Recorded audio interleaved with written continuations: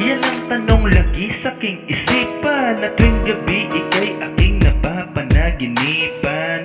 At dahil nga malayo na ating pagitan, pag naiisip ka tumitingin na lang ako sa kalangitan. Kailangan ko tong tanggapin, kailangan tiisin, mahaba-habang lakbay pa ang ating babagtasin.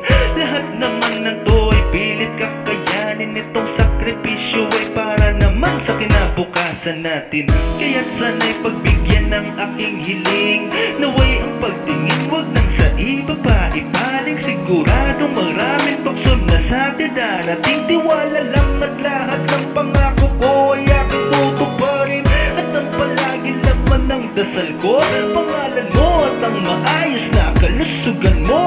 At kung ano man ang mga pinagdadaanan mo, tawag lang kahit malayo, ako'y palagi nakasuporta sa'yo. Mahal, miss na kita,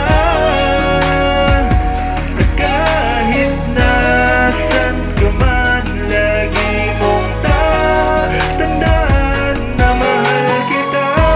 Ikaw lang at wala nang iba, sana'y pakinggan mo awitin na binuo ko.